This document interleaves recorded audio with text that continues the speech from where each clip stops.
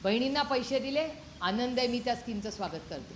पण त्याच्यात जर भ्रष्टाचार होणार असेल आणि तो छोटा मोठा नाही आहे, 4,800 कोटी रुपयाचा स्कॅम भ्रष्टाचार या स्कीममध्ये झाला आहे. पण महाराष्ट्राची आर्थिक परिस्थिती ही गंभीर आहे, हे मी एकटी म्हणत नाही आहे. राज्यातले अनेक मंत्र्यांच्या स्टेटमेंट्स तुमच्या सगळ्या मीडियामध्ये आलेले आहेत आणि सरकार कबूल करते आणि data speaks louder than words. म्हणजे डेटाच सांगतोय ना आपल्याला. त्याच्यामुळे मी विनंती करते महाराष्ट्र सरकारला की याच्यावर SIT बसवा. लाडकी बहीण योजना ही महाराष्ट्रातल्या आमच्या बहिणींकरिता त्यांच्या महिला सशक्तीकरणाकरता सुरू करण्यात आली आणि आपण बघितलं की आज आपल्या राज्यातल्या करोडो भगिनी त्याचा लाभ घेत आहेत. याच्यामुळे फार मोठा आत्मविश्वास त्यांच्यामध्ये निर्माण झालेला आहे.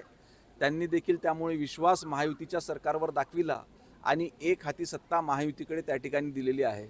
अशा वेळेस व्यथित होऊन त्या ठिकाणी सुप्रियाताईंनी कदाचित अशा पद्धतीचा खोटा आरोप केलेला असावा. भाऊ